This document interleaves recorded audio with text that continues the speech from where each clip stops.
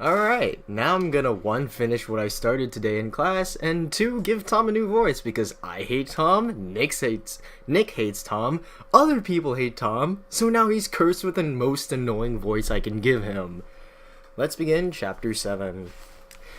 It was when curiosity about Gatsby was at its highest that the lights in his house failed to go on one Saturday night, and, as obscurely as it had begun, his career at Trimalchio was over. Only gradually did I become aware that the automobiles which turned expectantly into his drive stayed for just a minute and then drove sulkily away. Wondering if he was sick, I went over to find out. An unfamiliar butler with a villainous face squinted at me suspiciously from the door. "Is Mr. Gatsby sick?" "Nope." After a pause he added, "Sir," in a dilatory, grudging way. I hadn't seen him around, and I was rather worried. "Tell him Mr. Carroway came over." "Who?" he demanded rudely. "Carroway. Carroway. Alright, I'll tell him." Abruptly, he slammed the door. My Finn informed me that Gatsby had dismissed every servant in his house a week ago, and replaced them with half a dozen others who never went into West Egg Village to be bribed by the tradesmen, but ordered moderate supplies over the telephone. The grocery boy reported that the kitchen looked like a pigsty, and the general opinion in the village was that the new people weren't servants at all. Next day, Gatsby called me on the phone. "Going away?" I inquired. "No, old sport. I heard you fired all your servants. I wanted somebody who wouldn't gossip. Daisy comes over quite often, in the afternoons." So the whole caravansary had fallen in like a card house at the disapproval in her eyes.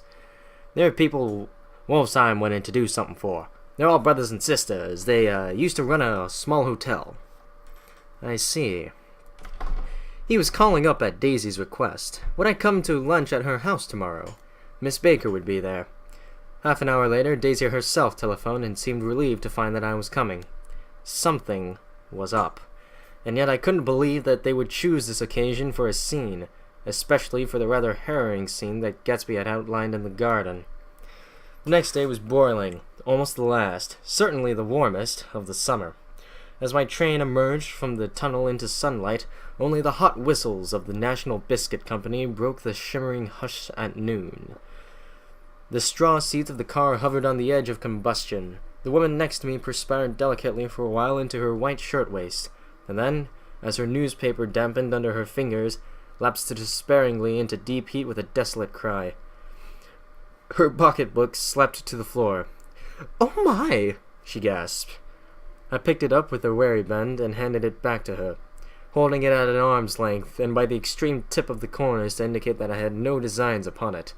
But everyone near, including the woman, suspected me just the same. "Hot!" said the conductor to familiar faces. "Some weather. Hot! Hot! Hot! Is it hot enough for you? Is it hot? Is it?" My commutation ticket came back to me with a dark stain from his hand. That anyone should care in this heat, whose flushed lips he kissed, whose head made damp the pajama pocket over his heart. Through the hall of the Buchanan's house blew a faint wind, carrying the sound of the telephone bell out to Gatsby and me as we waited at the door. "The master's body!" roared the butler into the mouthpiece. "I'm sorry, madam, but we can't furnish it. It's far too hot to touch this noon." What he really said was, Yes, I'll see." He set down the receiver and came toward us, glistening slightly, to take our stiff straw hats. "Madam expects you in the saloon," he cried, needlessly indicating the direction. In this heat, every extra gesture was an affront to the common store of life. The room, shadowed well with awnings, was dark and cool. Daisy and Jordan lay upon an enormous couch, like silver idols, weighing down their own white dresses against the singing breeze of the fans. "We can't move," they said together. Jordan's fingers, powdered white over their tan, rested for a moment in mine. "And Mr. Thomas Buchanan, the athlete?" I inquired. Simultaneously I heard his voice, gruff, muffled, husky, at the hall telephone. Gatsby stood in the center of the crimson carpet and gazed around with fascinated eyes. Daisy watched him and laughed, her sweet, exciting laugh, A tiny gust of powder rose from her bosom into the air. "The rumor is," whispered Jordan, "that that's Tom's girl on the telephone." We were all silent. The voice in the hall rose high with annoyance. "Very well then. I won't sell you the car at all. I'm under no obligations to you at all. And as for your bothering me about it at lunchtime, I won't stand that at all." "Holding down the receiver," said Daisy cynically. "No, he's not," I assured her. "It's a bona fide deal. I happen to know about it." Tom flung open the door, blocked out its space for a moment with his thick body, and hurried into the room. "Mr. Gatsby!" He put out his broad, flat hand with well-concealed dislike. "I'm glad to see you, sir." "Nick?" "Make us a cold drink!" cried Daisy. As he left the room again, she got up and went over to Gatsby and pulled his face down, kissing him on the mouth. "You know I love you," she murmured. "You forget there's a lady present," said Jordan. Daisy looked around doubtfully. "You kissed Nick, too.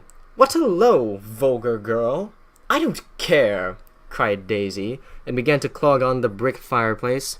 Then she remembered the heat, and sat down guiltily on the couch just as a freshly laundered nurse leading a little girl came into the room. "Blessed precious," she crooned, holding out her arms. "Come to your own mother that loves you." The child, relinquished by the nurse, rushed across the room and rooted shyly into her mother's dress. "The blessed precious! Did mother get powder on your old yellowy hair? Stand up now and say howdy-do." Gatsby and I in turn leaned down and took the small, reluctant hand. Afterward, he kept looking at the child with surprise. I don't think he had never really believed in its existence before. "I got dressed before luncheon," said the child, turning eagerly to Daisy. "That's because your mother wanted to show you off." Her face bent into the single wrinkle of the small white neck. "You dream, you absolute little dream." "Yes," admitted the child calmly. "Aunt Jordan's got on a white dress, too." "How do you like mother's friends?" Daisy turned her around so that she faced Gatsby. "Do you think they're pretty?" "Where's Daddy?" "She doesn't look like her father," explained to Daisy. "She looks like me. She's got my hair and the shape of the face." Daisy sat back upon the couch. The nurse took a step forward and held out her hand. "Come, Pammy." "Goodbye, sweetheart."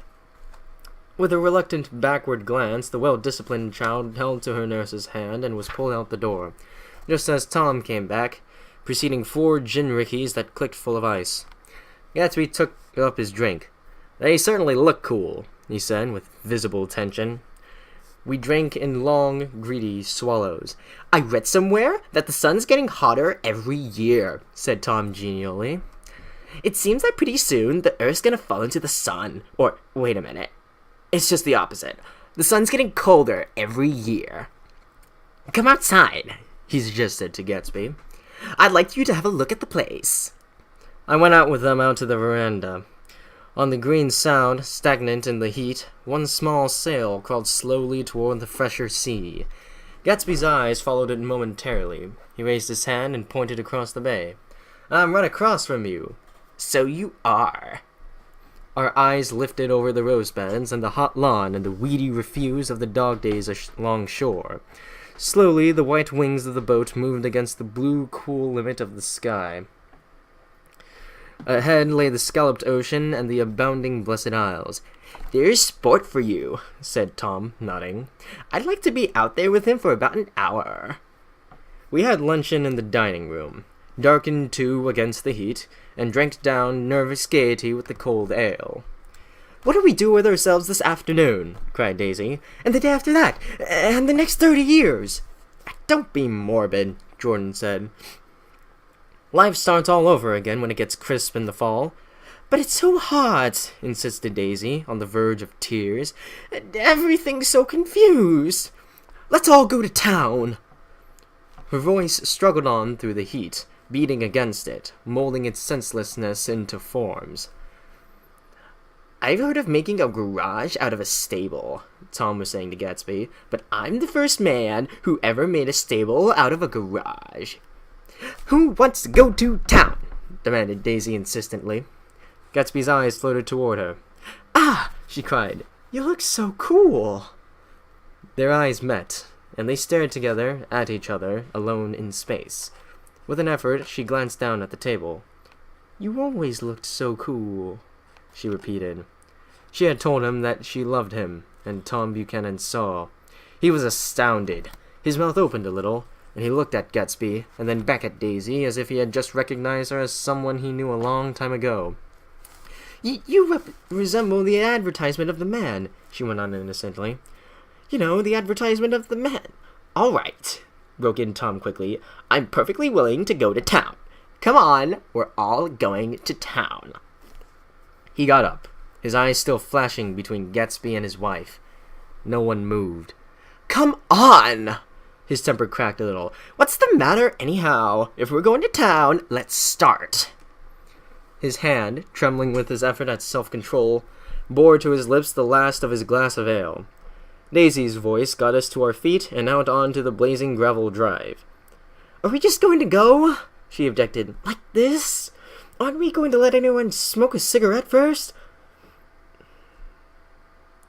Everybody smoked all through lunch. Oh, let's have fun, she begged him. It's too hot to fuss. He didn't answer. Have it your way, she said. Come on, Jordan. They went upstairs to get ready while we three men stood there shuffling the hot pebbles with our feet. The silver curve of the moon hovered already in the western sky. Gatsby started to speak, changed his mind, but not before Tom wheeled and faced him expectantly. Have you got your stables here? Asked Gatsby with an effort. About a quarter of a mile down the road. Oh. A pause.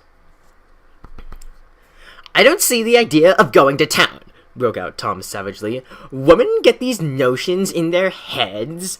Shall we take anything to drink? Called Daisy from an upper window. I'll get some whiskey, answered Tom. He went inside. Gatsby turned to me rigidly. I can't say anything in his house, old sport. He's got an indiscreet voice, I remarked. It's full of... I hesitated. Her voice is full of money, he said suddenly. That was it. I'd never understood before. It was full of money. That was the inexhaustible charm that rose and fell in it, the jingle of it, the cymbal song of it. High in a white palace, the king's daughter, the golden girl. Tom came out of the house wrapping a quart bottle in a towel, followed by Daisy and Jordan wearing small tight hats of metallic cloth and carrying light capes over their arms. Shall we all go in my car? Suggested Gatsby. He felt the hot green leather of the seat. I ought to have left it in the shade. Is it standard shift? Demanded Tom. Yeah. Well, you can take my coup and let me drive your car to town. The suggestion was distasteful to Gatsby. I don't think there's much gas, he objected. Plenty of gas, said Tom boisterously. He looked at the gauge. And if it runs out, I can stop at a drugstore. You can buy anything at a drugstore nowadays. A pause followed this apparently pointless remark. Daisy looked at Tom frowning, in an indefinable expression, at once definitely unfamiliar and vaguely recognizable, as if I had only heard it described in words, passed over Gatsby's face. Come on, Daisy, said Tom, pressing her with his hand toward Gatsby's car. I'll take you in this circus wagon. He opened the door, but she moved out from the circle of his arm. You take Nick and Jordan. We'll follow you in the coupe. She walked close to Gatsby, touching his coat with her hand. Jordan and Tom and I got into the front seat of Gatsby's car. Tom pushed the unfamiliar gears tentatively, and we shot off into the oppressive heat, leaving them out of sight behind. Did you see that? Demanded Tom. See what? He looked at me keenly, realizing that Jordan and I must have known all along. You think I'm pretty dumb, don't you? He suggested. Perhaps I am, but I have almost a second sight. Sometimes it tells me what to do. Maybe you don't believe it, but science... He paused. The immediate contingency overtook him, pulled him back from the edge of the theoretical abyss. I've made a small investigation of this fellow, he continued. I could have gone deeper if I'd known. Do you mean you've been to a medium? Inquired Jordan humorously. What? Confused, he stared at us as we laughed. A medium? About Gatsby. About Gatsby? No, I haven't. I said I'd been making a small investigation of his past. And you found he was an Oxford man, said Jordan helpfully. An Oxford man? He was incredulous. Like hell he is. He wears a pink suit. Nevertheless, he's an Oxford man. Oxford, New Mexico, snorted Tom contemptuously. Or something like that. Listen, Tom, if you're such a snob, why'd you invite him to lunch? Demanded Jordan crossly. Daisy invited him. She knew him before we were married. God knows where.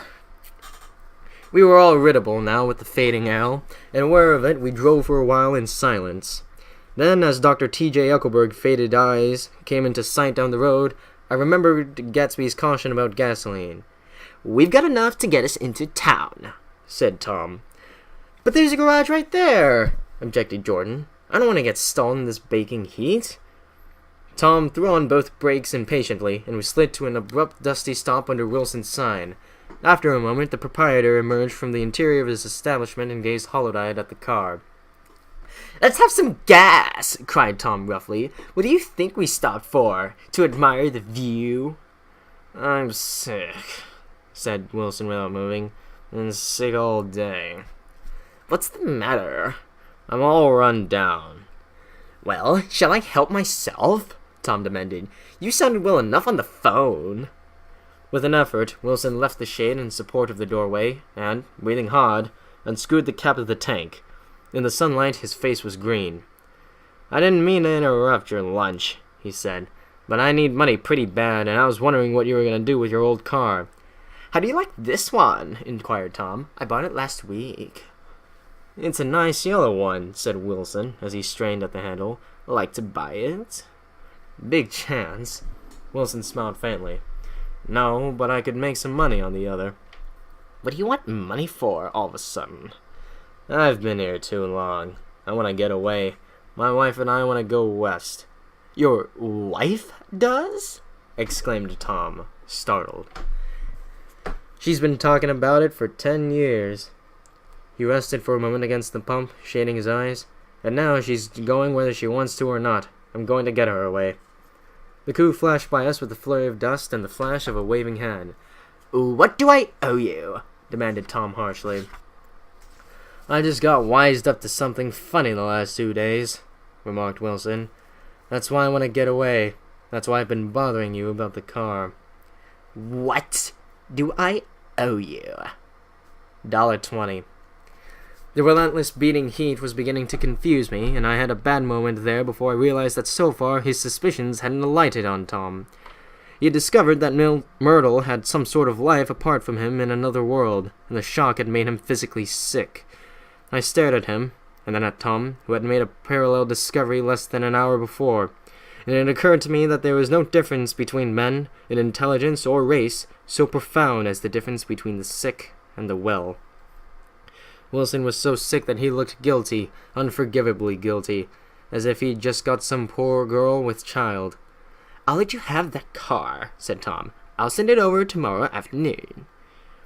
That locality was always vaguely disquieting, even in the broad glare of the afternoon, and now I turned my head as though I'd been warned of something behind. Over the ash heaps, the giant eyes of Dr. T.J. Eckelberg kept their vigil, but I perceived, after a moment, that other eyes were regarding us with peculiar intensity from less than 20 feet away. In one of the windows over the garage, the curtains had been moved aside a little, and Myrtle Wilson was peering down at the car. So engrossed was she that she had no consciousness of being observed, and one emotion after another crept into her face like objects into a slowly developing picture. Her expression was curiously familiar. It was an expression I had often seen on women's faces, but on Myrtle Wilson's face it seemed purposeless and inexplicable, not until I realized that her eyes, wide with jealous terror, were fixed not on Tom, but on Jordan Baker, whom she took to be his wife. There is no confusion like the confusion of a simple mind, and as we drove away, Tom was feeling the hot whips of panic. His wife and his mistress, until an hour ago secure and inviolate, were slipping precipitately from his control. Instinct made him step on the accelerator with the double purpose of overtaking Daisy and leaving Wilson behind. And we sped along toward Astoria at 50 miles an hour, until, among the spidery girders of the elevated, we came in sight of the easy-going Blue Coup. "Those big movies around 50th Street are cool," suggested Jordan. "I love New York on summer afternoons when everyone's away. There's something very sensuous about it. Overripe, as if all sorts of funny fruits were going to fall into your hands." The word sensuous had the effect of further disquieting Tom, but before he could invent a protest, the coup came to a stop, and Daisy signaled us to draw up alongside. "Where are we going?" she cried. "How about the movies?" "It's so hot," she complained. "You go. We'll ride around and meet you after." With an effort, her wit rose faintly. "We'll meet you on some corner. I'll be the man smoking 2 cigarettes. "We can't argue about it here," Tom said impatiently, as a truck gave out a cursing whistle behind us. "You follow me to the south side of Central Park, in front of the plaza." Several times he turned his head and looked back for their car, and if the traffic delayed them, he slowed up until they came into sight. I think he was afraid they would dart down a side street and out of his life forever. But they didn't, and we all took the less inexplicable step of engaging the parlor of a suite in the Plaza Hotel. The prolonged and tumultuous argument that ended by herding us into that room eludes me, though I have a sharp physical memory that, in the course of it, my underwear kept climbing like a damp snake around my legs, and intermittent beads of sweat raced cool across my back. The notion originated with Daisy's suggestion that we hire 5 bathrooms and take cold baths, and then assumed a more tangible form as a place to have a mint julep. Each of us said over and over that it was a crazy idea. We all talked at once to a baffled clerk and thought, or pretended to think, that we were being very funny. The room was large and stifling, and, though it was already 4 o'clock, opening the windows admitted only a gust of hot shrubbery from the park. Daisy went to the mirror and stood with her back to us, fixing her hair. "It's a swell suit," whispered Jordan respectfully, and everybody laughed. "Open another window," commanded Daisy, without turning around. "There aren't any more." "Well, we'd better telephone for an X." "The thing to do is to forget about the heat," said Tom impatiently. "You make it 10 times worse by crabbing about it." He unrolled the bottle of whiskey from the towel and put it on the table. "Why not let her alone, old sport?" remarked Gatsby. "You're the one that wanted to come to town." There was a moment of silence. The telephone book slipped from its nail and splashed to the floor, whereupon Jordan whispered, "Excuse me," but this time no one laughed. "I'll pick it up," I offered. "I've got it." Gatsby examined the parted string, muttered "hum" in an interested way, and tossed the book on a chair. "That's a great expression of yours, isn't it?" said Tom sharply. "What is?" "All this old sport business. Where'd you pick that up?" "Now, see here, Tom," said Daisy, turning around from the mirror. "If you're going to make personal remarks, I won't stay here a minute. Call up and order some ice for the mint julep." As Tom took up the receiver, the compressed heat exploded into sound, and we were listening to the portentous chords of Mendelssohn's Wedding March from the ballroom below. "Imagine marrying anybody in this heat!" cried Jordan dismally. "Still, I was married in the middle of June," Daisy remembered. "Louisville in June. Somebody fainted. Who was it, Tom?" "Biloxi," he answered shortly. "A man named Biloxi. Box Biloxi, and he made boxes. That's a fact. And he was from Biloxi, Mississippi." "They carried him into my house," appended Jordan, "because we lived just 2 doors from the church. And he stayed 3 weeks, until Daddy told him he had to get out. The day after he left, Daddy died." After a moment, she added as if she might have sounded irreverent, "There wasn't any connection." "I used to know a Bill Biloxi from Memphis," I remarked. "That was his cousin. I knew his whole family history before he left. He gave me an aluminum putter that I use today." The music had died down as the ceremony began, and now a long cheer floated in at the window, followed by intermittent cries of "Yeah! Ah, woo, yeah!" and finally by a burst of jazz as the dancing began.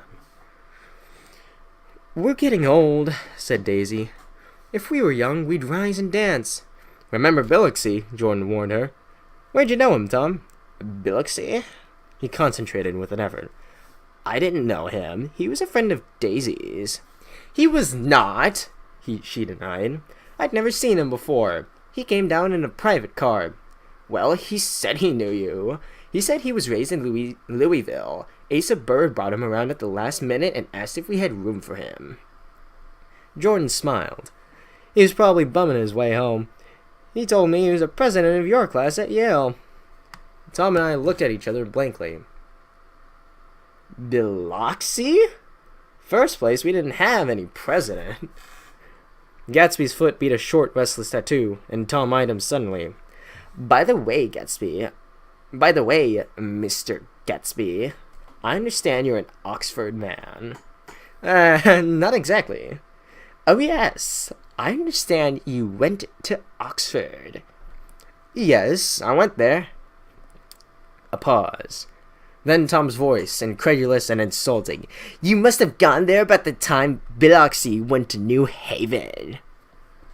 Another pause. A waiter knocked and came in with refreshment and ice, but the silence was unbroken by his thank you and the soft closing of the door. This tremendous detail was to be cleared up at last. I told you I went there, said Gatsby. I heard you, but I'd like to know when. It was in 1919. I only stayed 5 months. That's why I can't really call myself an Oxford man.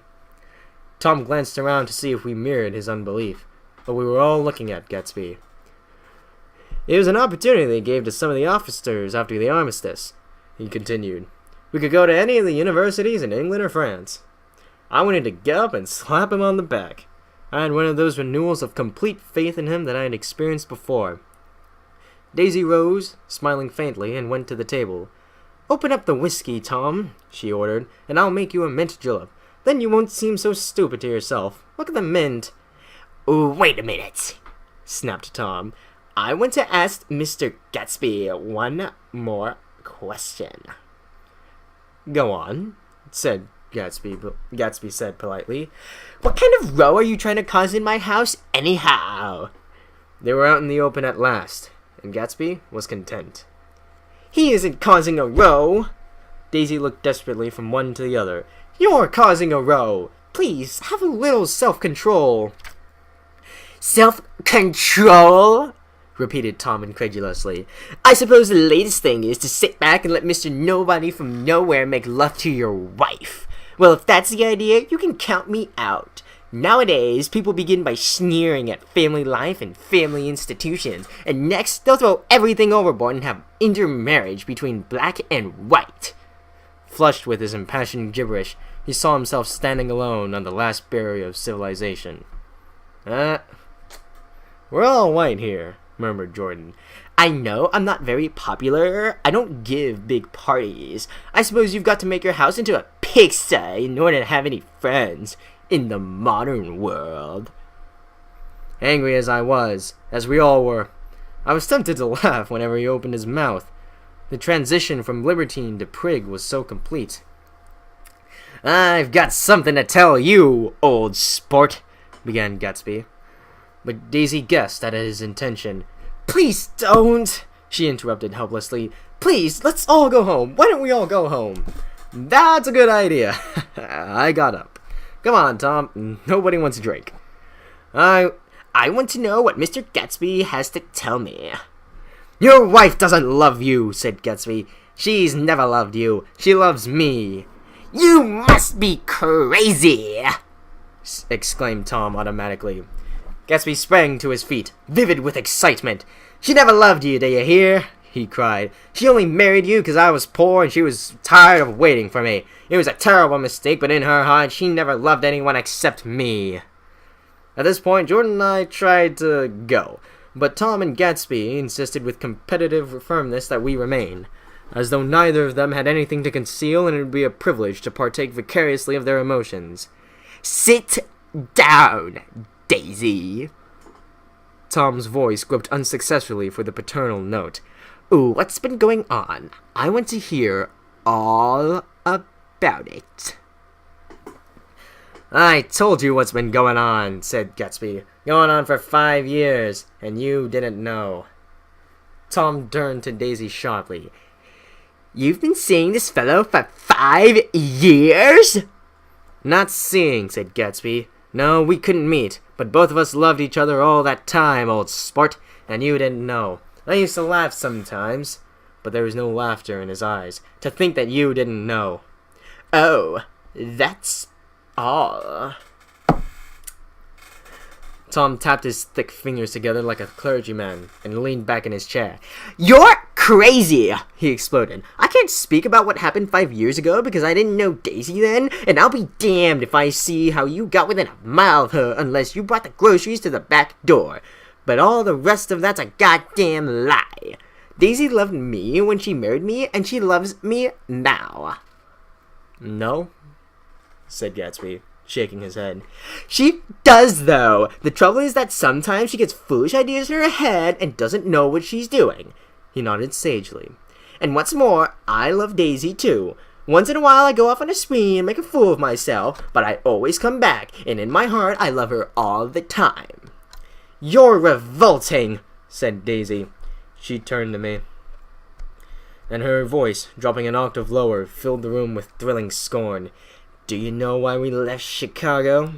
I'm surprised that they didn't treat you to the story of that little spree. Daisy, that's all over now, he said earnestly. It doesn't matter anymore. Just tell him the truth, that you never loved him, and it's all wiped out forever. She looked at him blindly. Why, how could I love him? Possibly. You never loved him. She hesitated. Her eyes fell on Jordan and me with a sort of appeal, as though she realized at last what she was doing, as though she had never, all along, intended doing anything at all. But it was done now. It was too late. I never loved him, she said, with perceptible reluctance. Not at Capiolani? Demanded Tom suddenly. No.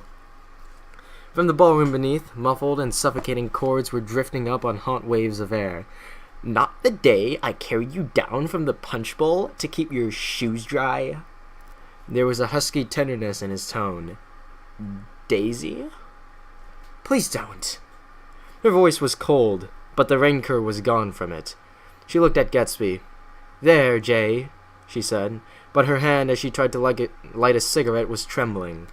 Suddenly she threw the cigarette and the burning match on the carpet. Oh, you want too much, she cried to Gatsby. I love you now. Isn't that enough? I can't help what's past. She began to sob helplessly. I did love him once, but I loved you too. Gatsby's eyes opened and closed. You loved me too? He repeated. Even that's a lie, said Tom savagely. She didn't know you were alive. Why, there's things between Daisy and me that you'll never know, things that neither of us can ever forget. The words seemed to bite physically into Gatsby. I want to speak to Daisy alone, he insisted. She's all excited now. Even alone, I can't say I never loved Tom, she admitted in a pitiful voice. It wouldn't be true. Of course it wouldn't, agreed Tom. She turned to her husband. As if it mattered to you, she said. Of course it matters. I'm going to take better care of you from now on. You don't understand, said Gatsby with a touch of panic. You're not going to take care of her anymore. I'm not? Tom opened his eyes wide and laughed. He could afford to control himself now. Why's that? Daisy's leaving you. Nonsense. I am, though, she said with a visible effort. She's not leaving me. Tom's words suddenly leaned down over Gatsby. Certainly not for a common swindler who'd have to steal the ring he put on her finger. I won't stand this, cried Daisy. Oh, please, let's get out. Who are you, anyway? Broke out Tom. You're one of that bunch that hangs around with Meyer Wolfsheim. That much I happen to know. I've made a little investigation into your affairs, and I'll carry it further tomorrow. You can suit yourself about that, old sport, said Gatsby steadily. I found out what your drugstores were. He turned to us and spoke rapidly. He and this Wolfsheim brought up a lot of side street drugstores here and in Chicago and sold grain alcohol over the counter. That's one of his little stunts. I picked him for a bootlegger the first time I saw him, and I wasn't far from wrong. What about it? Said Gatsby politely. I guess your friend Walter Chase wasn't too proud to come in on it. Wait.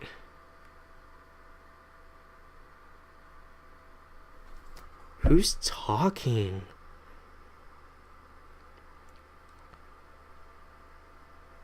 Okay.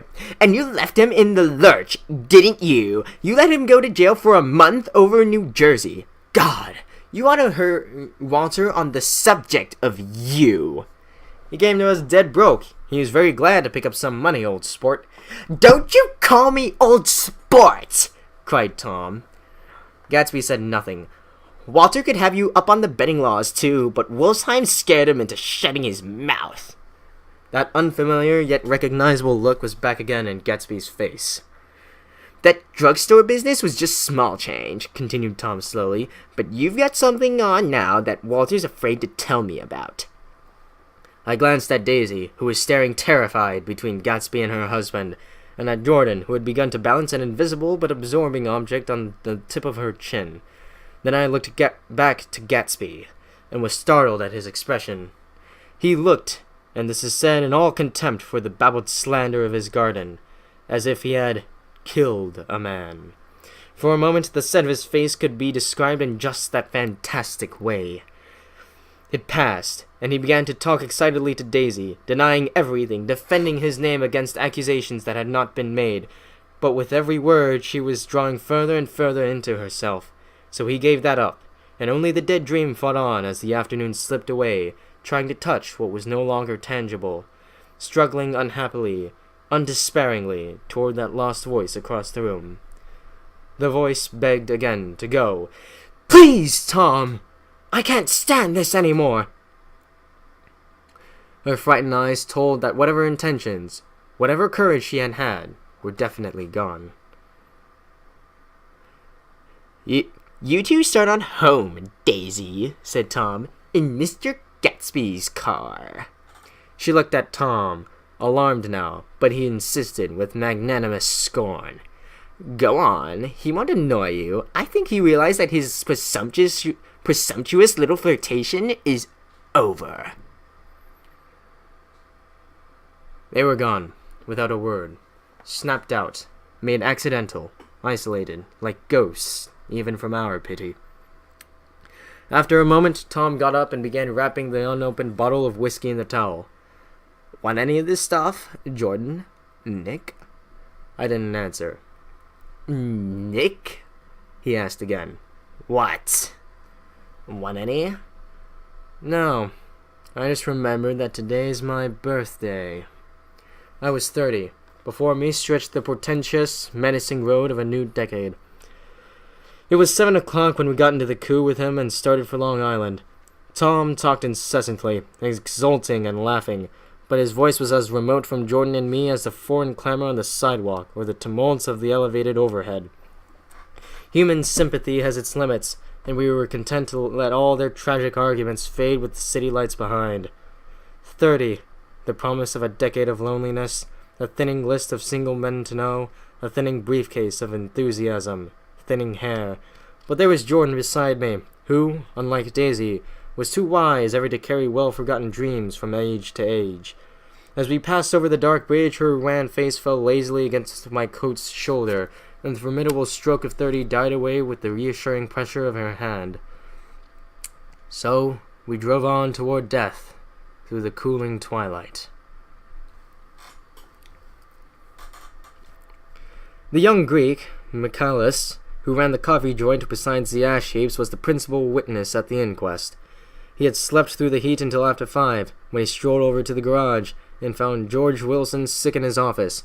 Really sick, pale as his own pale hair and shaking all over. Michaelis advised him to go to bed, but Wilson refused, saying that he'd miss a lot of business if he did, while his neighbor was trying to persuade him a violent racket broke out overhead. "I've got my wife locked up in there," explained Wilson calmly. "She's going to stay there till the day after tomorrow, and then we're going to move away." Michaelis was astonished. They had been neighbors for 4 years, and Wilson had never seemed faintly capable of such a statement. Generally, he was one of those worn-out men. When he wasn't working, he sat on a chair in the doorway and stared at the people and the cars that passed along the road. When anyone spoke to him, he invariably laughed in an agreeable, colorless way. He was his wife's man, and not his own. So naturally, Michaelis tried to find what had happened, but Wilson wouldn't say a word. Instead, he began to throw curious, suspicious glances at his visitor and ask him what he'd be doing at certain times on certain days. Just as the latter was getting uneasy, some workmen came past the door bound for his restaurant, and Michaelis took the opportunity to get away, intending to come back later. But he didn't. He supposed he forgot who, that's all. When he came outside again, a little after 7, he was reminded of the conversation because he heard Mrs. Wilson's voice, loud and scolding, downstairs in the garage. "Beat me!" he heard her cry. "Throw me down and beat me, you dirty little coward!" A moment later, she rushed out into the dusk, waving her hands and shouting. Before he could move from his door, the business was over. The death car, as the newspaper called it, didn't stop. It came out of the gathering darkness, wavered tragically for a moment, and then disappeared around the next bend. Michaelis wasn't even sure of its color. He told the first policeman that it was light green. The other car, the one going toward New York, came to a rest 100 yards beyond, and its driver hurried back to where Myrtle Wilson, her life violently extinguished, knelt in the road and mingled her thick, dark blood with the dusk. Michaelis and this man reached her first, but when they had torn open her shirt-waist, still damp with perspiration, they saw that her left breast was swinging loose like a flap, and there was no need to listen for the heart beneath. The mouth was right open and ripped at the corners, as though she had choked a little in giving up the tremendous vitality she had stored for so long. We saw the 3 or 4 automobiles in the crowd when we were still some distance away. "Wreck!" said Tom. "That's good. Wilson will have a little business at last." He slowed down, but still without any intention of stopping, until, as we came nearer, the hushed, intent faces of the people at the garage door made him automatically put on the brakes. "We'll take a look," he said doubtfully. "Just a look." I became aware now of a hollow wailing sound which issued incessantly from the garage, a sound which, as we got out of the coupe and walked toward the door, resolved itself into the words, "Oh my God," uttered over and over in a gasping moan. "There's some bad trouble here," said Tom excitedly. He reached up on tiptoes and peered over a circle of heads into the garage, which was lit only by a yellow light and a swinging wire basket overhead. Then he made a harsh sound in his throat, and with a violent thrusting movement of his powerful arms pushed his way through. The circle closed up again with a running murmur of expostulation. It was a minute before I could see anything at all. Then new arrivals deranged the line, and Jordan and I were pushed suddenly inside. Myrtle Wilson's body, wrapped in a blanket, and then in another blanket, as though she suffered from a chill in the hot night, lay on a work table by the wall, and Tom, with his back to us, was bending over it, motionless. Next to him stood a motorcycle policeman, taking down names with much sweat and correction in a little book. At first, I couldn't find the source of the high groaning words that echoed clamorously through the bare garage. Then I saw Wilson standing on the raised threshold of his office, swaying back and forth and holding to the doorpost with both hands. Some man was talking to him in a low voice and attempting, from time to time, to lay a hand on his shoulder, but Wilson neither heard nor saw. His eyes would drop slowly from the swinging light to the laden table by the wall, and then jerk back to the light again, and he gave out incessantly his high, horrible call. "Oh my God! Oh my God! Oh my God! Oh my God!" Presently, Tom lifted his head with a jerk, and after staring around the garage with glazed eyes, addressed a mumbled, incoherent remark to the policeman. "M-A-V," the policeman was saying. "O." "No, R," corrected the man. "M-A-V-R-O." "Listen to me," muttered Tom fiercely. "R," said the policeman. "O. G. G." He looked up as Tom's broad hand fell sharply on his shoulder. What What you want, fella? What happened? That's what I want to know. Auto hit her. Instantly killed. Instantly killed. Repeated Tom, staring. She ran out into the road. Son of a bitch didn't even stop his car. It was 2 cars, said Michaelis. One coming, one going, see? Going where? Asked the policeman keenly. One going each way. Well, she... His hand rose toward the blankets, but stopped halfway and fell to his side. She ran out there, and the one coming from New York knocked right into her, going 30 or 40 miles an hour. What's the name of this place here? Demanded the officer. Hasn't got any name. A pale, well-dressed Negro stepped near. It was a yellow car, he said. Big yellow car. New. See the accident? Asked the policeman. No, but the car passed me down the road, going fast in 40, going 50, 60. Come in, let's have your name. Look out now, I want to get his name.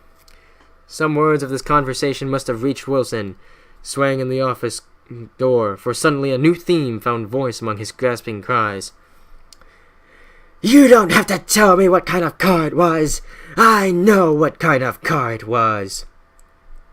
Watching Tom, I saw the wad of muscle back of his shoulder tighten under his coat. He walked quickly over to Wilson, and, standing in front of him, seized him firmly by the upper arms. You've got to pull yourself together, he said with soothing gruffness. That wasn't soothing gruffness, but I'm going to run with that delivery.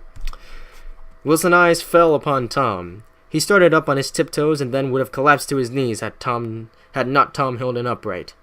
Listen, said Tom, shaking him a little. I just got here a minute ago, from New York. I was bringing you that coup we've been talking about. That yellow car I was driving this afternoon wasn't mine. Do you hear? I haven't seen it all afternoon. Only the Negro and I were near enough to hear what he said, but the policeman caught something in the tone and looked over with truculent eyes. What's all that? He demanded. I'm a friend of his. Tom turned his head but kept his hands firm on Wilson's body. He says he knows the car that did it. It was a yellow car. Some dim impulse moved the policeman to look suspiciously at Tom. And what color's your car? It's a blue car, a coup. You've come straight from New York, I said. Someone who had been driving a little behind us confirmed this, and the policeman turned away. Now, if you'll let me have that name again, correct? Picking up Wilson like a doll, Tom carried him into the office, sat him down in a chair, and came back. If somebody'll come here and sit with him, he snapped authoritatively.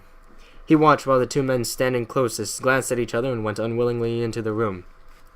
Then Tom shut the door on them and came down the single step, his eyes avoiding the table.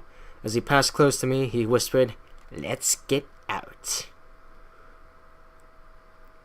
Self-consciously, with his authoritative arms breaking the way, we pushed through the still gathering crowd, passing a hurried doctor, case in hand, who had been sent for in wild hope half an hour ago. Tom drove slowly until we were beyond the bend, then his foot came down hard, and the coup raced along through the night. In a little while I heard a low husky sob, and saw that the tears were overflowing down his face. That goddamn coward! He whimpered. He didn't even stop his car. The Buchanan's house floated suddenly toward us through the dark, rustling trees. Tom stopped beside the porch and looked up at the second floor, where 2 windows bloomed with light among the vines. Daisy's home, he said. As we got out of the car, he glanced at me and frowned slightly. I ought to have dropped you in West Egg, Nick. There's nothing we can do tonight. A change had come over him, and he spoke gravely, and with decision. As we walked across the moonlight gravel to the porch, he disposed of the situation in a few brisk phrases. I'll telephone for a taxi to take you home, and while you're waiting, you and Jordan better go in the kitchen and have them get you some supper, if you want any. He opened the door. Come in. No thanks, but I'd be glad if you'd order me the taxi. I'll wait outside. Jordan put her hand on my arm. Won't you come in, Nick? No thanks. I was feeling a little sick and I wanted to be alone, but Jordan lingered for a moment more. It's only 9:30, she said. I'd be damned if I go in. I'd had enough of all of them for one day. and suddenly that included Jordan, too. She must have seen something of this in my expression, for she turned abruptly away and ran up the porch steps into the house.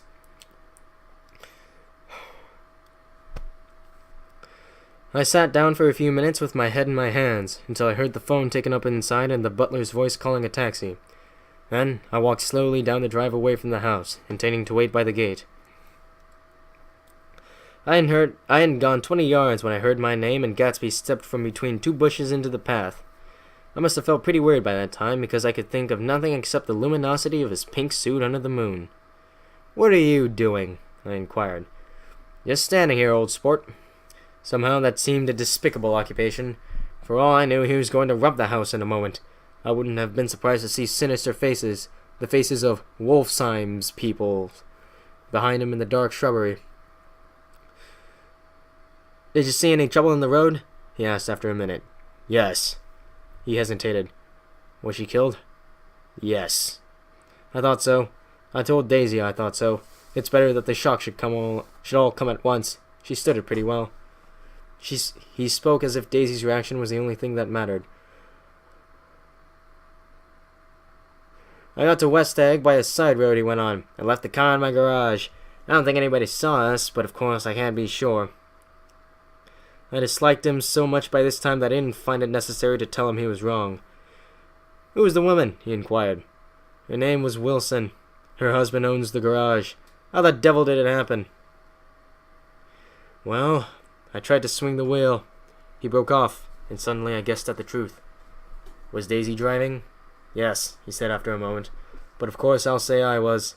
You see, when we left New York, she was very nervous, and she thought it would steady her to drive, and this woman rushed out at us just as we were passing a car coming the other way. It all happened in a minute, but it seemed to me that she wanted to speak to us, thought we were somebody she knew. Well, first Daisy turned away from the woman toward the other car, then she lost her nerve and turned back.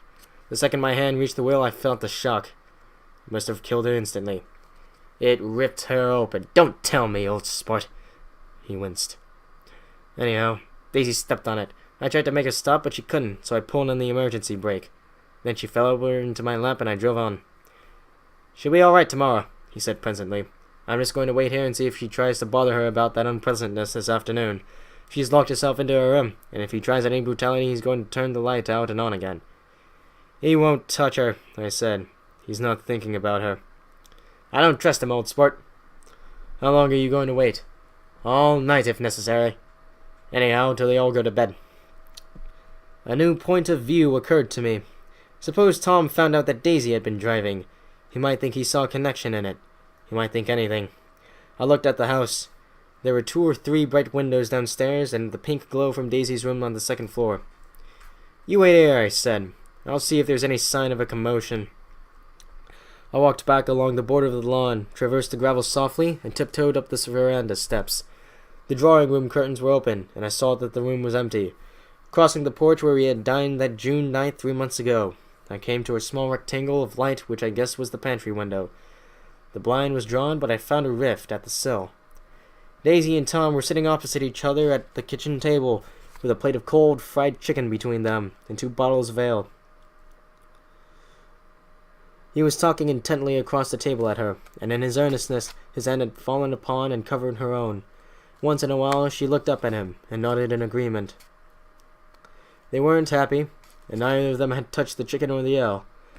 And yet they weren't unhappy either. There was an unmistakable air of natural intimacy about the picture, and anybody would have said that they were conspiring together. As I tiptoed from the porch, I heard my taxi feeling its way along the dark road toward the house. Gatsby was waiting where I had left him in the drive. "Is it all quiet up there?" he asked anxiously. "Yes, it's all quiet." I hesitated. "You'd better come home and get some sleep." He shook his head. "I want to wait here until Daisy goes to bed. Good night, old sport." He put his hand in his coat's pockets, and turned back eagerly to his scrutiny of the house, as though my presence marred the sacredness of the vigil. So I walked away and left him standing there in the moonlight, watching over nothing. I'm on a roll. This book is almost done. We're gonna keep it going. I couldn't sleep all night. A foghorn was groaning incessantly on the sound, and I tossed half sick between grotesque reality and savage, frightening dreams.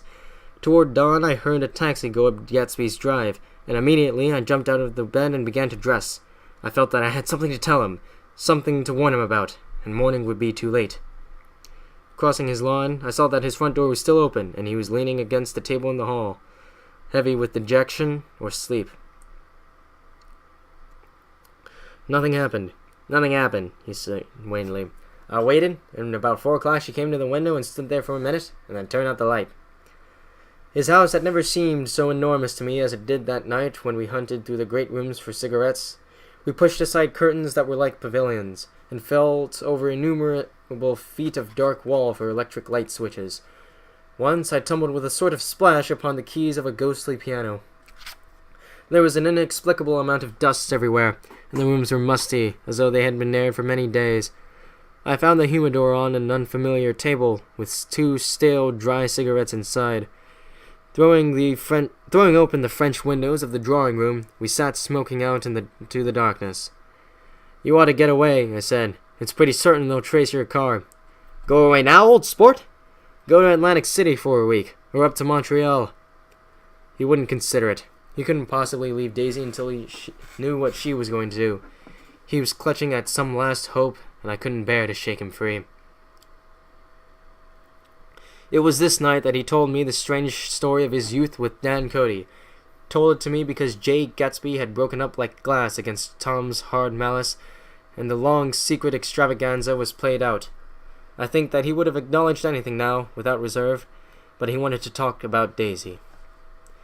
She was the first nice girl he had ever known. In various unrevealed capacities he had come in contact with such people, but always with indiscernible barbed wire between. He found her excitingly desirable. He went to her house, at first with other officers from Camp Taylor, then alone. It amazed him. He had never been in such a beautiful house before. But what gave it an air of breathless intensity was that Daisy lived there. It was as casual a thing to her as his tent out at camp was to him.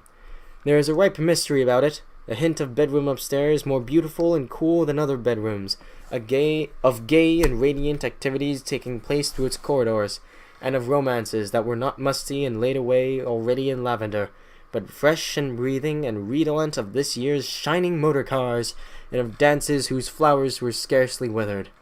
It excited him, too, that many men had already loved Daisy, and increased her value in his eyes. He felt their presence all about the house, pervading the air with the shades and echoes of still vibrant emotions. But he knew that he was in Daisy's house by a colossal accident. However glorious might be his future as Kate Gatsby, he was at present a penniless young man without a past, and at any moment the invisible cloak of his uniform might slip from his shoulders. So he made the most of his time. He took what he could get, ravenously and unscrupulously. Eventually he took Daisy one still October night, took her because he had no real right to touch her hand. He might have despised himself, for he had certainly taken her under false pretenses. I don't mean that he traded on his phantom millionaires, but he had deliberately given Daisy a sense of security. He let her believe that he was a person from much the same stratum as herself, that he was fully able to take care of her. As a matter of fact, he had no such facilities. He had no comfortable family standing behind him, and he was liable at the whim of an impersonal government to be blown anywhere about the world. But he didn't despise himself, and it didn't turn out as he had imagined. He had intended, probably, to take what he could and go. But now he found that he had committed himself to the following of a grail. He knew that Daisy was extraordinary, but he didn't realize just how extraordinary a nice girl could be. He vanished into her rich house, into her rich, full life, leaving Gatsby nothing. He felt married to her. That was all. When they met again, 2 days later, it was Gatsby who was breathless, who was, somehow, betrayed. Her porch was bright with the bought luxury of starshine. The wicker of the settee squeaked fashionably as she turned toward him, and he kissed her curious and lovely mouth. She had caught a cold, and had made her voice huskier and more charming than ever, and Gatsby was overwhelmingly aware of the youth and mystery that wealth imprisons and preserves, of the freshness of many clothes, and of Daisy, gleaming like silver, safe and proud above the hot struggles of the poor. I can't describe to you how surprised I was to find out I loved her, old sport. I even hoped for a while that she'd throw me over, but she didn't. because she was in love with me too. She thought I knew a lot because I knew different things from her. Well, there I was, way off my ambitions, getting deeper in love every minute, and all of a sudden, I didn't care. What was the use of doing great things if I could have a better time telling her what I was going to do? On the last afternoon before he went abroad, he sat with Daisy in his arms for a long, silent time. It was a cold fall day, with fire in the room, and her cheeks flushed. Now and then she moved, and he changed his arm a little, and once he kissed her dark, shining hair. The afternoon had made them tranquil for a while, as if to give them a deeper memory for the long parting the next day promised. They had never been closer in their month of love, nor communicated more profoundly one with another. Then when she brushed silent lips against his coat's shoulder, or when he touched the end of her fingers, gently, as though she were asleep.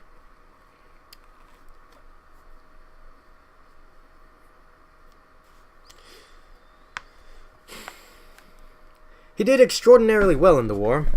He was a captain before he went to the front, and following the Aragon battles, he got his majority in the command of the divisional machine guns. After the armistice, he tried frantically to get home, but some complication or misunderstanding sent him to Oxford instead. He was worried now. There was a quality of nervous despair in Daisy's letters. She didn't see why he couldn't come. She was feeling the pressure of the world outside, and she wanted to see him and feel his presence beside her and be reassured that she was doing the right thing after all. For Daisy was young, and her artificial world was redolent of orchids and pleasant, cheerful snobbery and orchestras which set the rhythm of the year, summing up the sadness and suggestiveness of life in new tunes. All the night, the saxophones wailed the hopeless comment of the Beale Street Blues, while 100 pairs of golden and silver slippers shuffled the shining dust. At the grey tea hour, there were always rooms that throbbed incessantly with the slow, sweet fever, while fresh faces drifted here and there like rose petals blown by the sad horns around the floor. Through this twilight universe, Daisy began to move again with the season.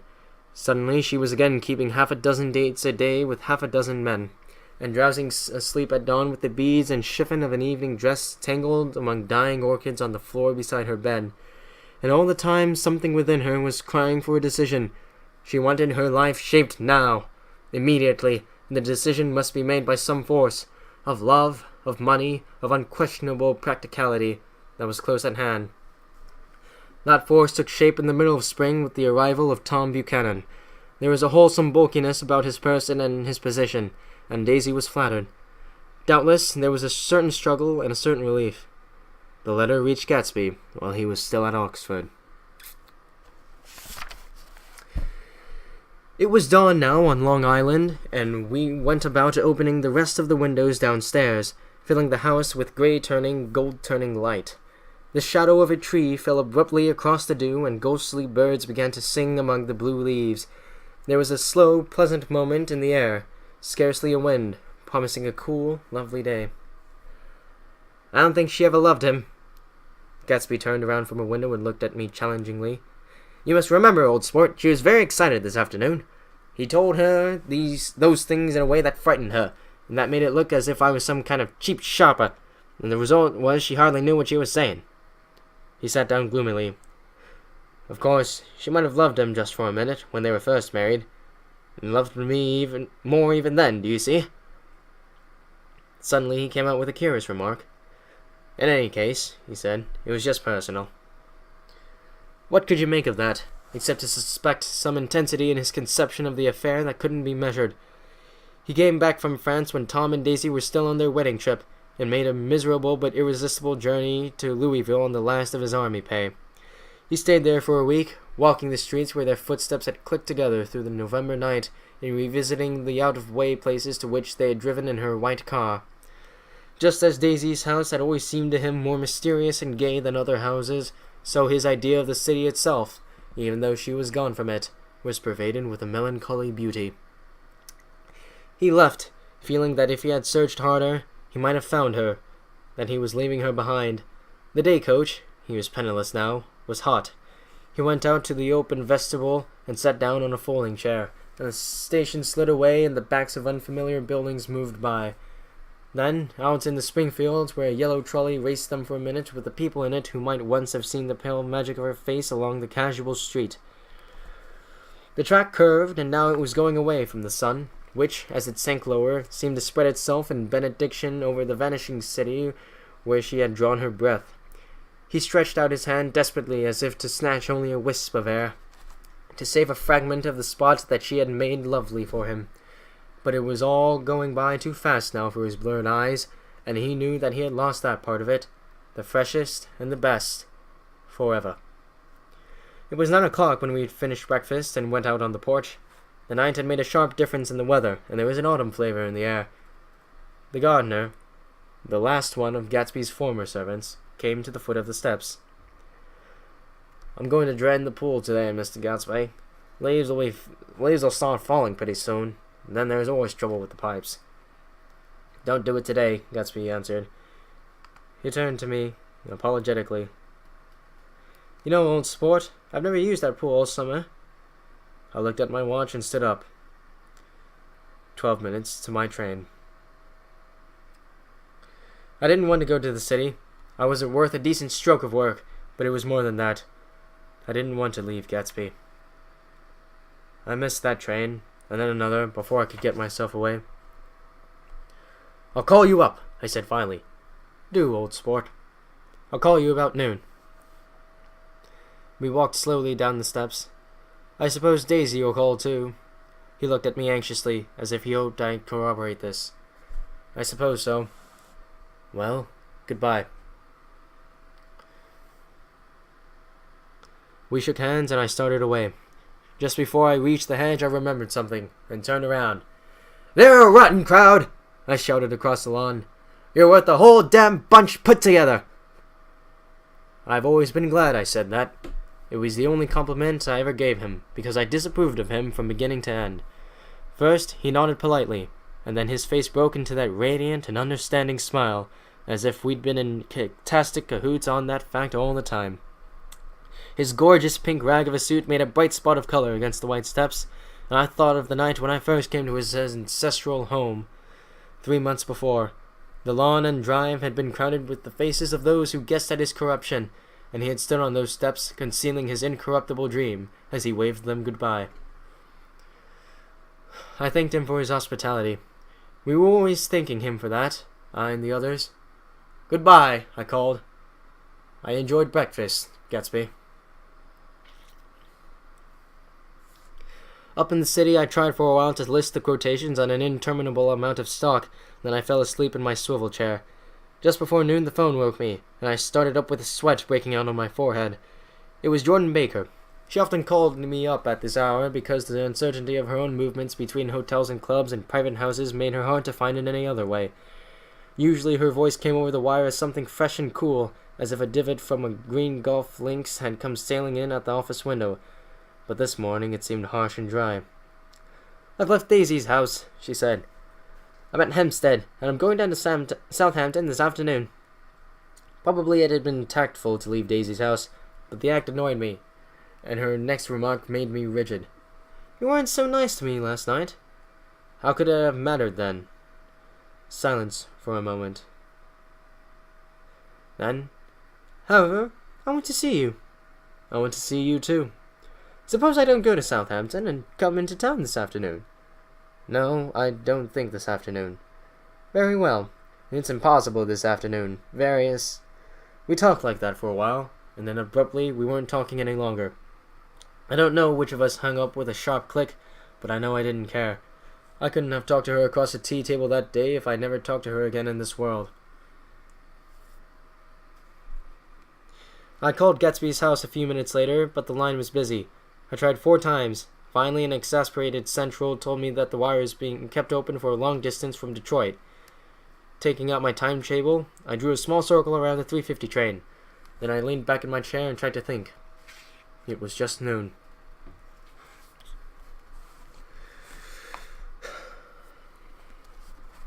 When I passed the ash heaps on the train that morning, I had crossed deliberately to the other side of the car. I suppose there'd be a curious crowd around there all day, with little boys searching for dark spots in the dust, and some garrulous man telling over and over what had happened, until it became less and less real even to him, and he could tell it no longer, and Myrtle Wilson's tragic achievement was forgotten. Now I want to go back a little and tell what happened at the garage after we left there the night before. They had difficulty in locating the sister, Catherine. She must have broken her rule against drinking that night, for when she arrived she was stupid with liquor and unable to understand that the ambulance had already gone to Flushing. When they convinced her of this, she immediately fainted, as if that was the intolerable part of the affair. Someone, kind or curious, took her in his car and drove her in the wake of her sister's body. Until long after midnight, a changing crowd lapped up against the front of the garage, while George Wilson rocked himself back and forth on the couch inside. For a while, the door of the office was open, and everyone who came into the garage glanced irresistibly through it. Finally, someone said it was a shame, and closed the door. Michaelis and several other men were with him. First 4 or 5 men, later 2 or 3 men. Still later, Michaelis had to ask the last stranger to wait there 15 minutes longer, while he went back to his own place and made a pot of coffee.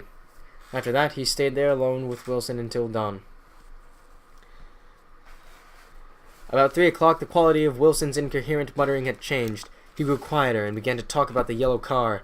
He announced that he had a way of finding out who the yellow car belonged to, and then he blurted out that a couple of months ago his wife had come from the city with her face bruised and her nose swollen. But when he heard himself say this, he flinched and began to cry, "Oh my God!" again in his groaning voice. Michaelis made a clumsy attempt to distract him. "How long have you been married, George? Come on there, try and sit still a minute and answer my question. How long have you been married?" 12 years. Ever had any children? Come on, George, sit still, I asked you a question. Did you ever have any children? The hard brown beetles kept thudding against the dull light, and whenever Michaelis heard a car go tearing along the road outside, it sounded to him like the car hadn't stopped a few hours before. He didn't like to go into the garage, because the workbench was stained where the body had been lying, so he moved uncomfortably around the office. He knew every object in it before morning, and from time to time sat down beside Wilson, trying to keep him more quiet. "Have you got a church you go to sometimes, George? Maybe even if you hadn't been there for a long time. Maybe I could call up the church and get a priest to come over and he could talk to you, see?" "I don't belong to any." "You ought to have a church, George, for times like this. You must have gone to church once. Didn't you get married in a church? Listen, George, listen to me. Didn't you get married in a church?" "That was a long time ago." The effort of answering broke the rhythm of his rocking. For a moment he was silent. Then the same half-knowing, half-bewildered look came back into his faded eyes.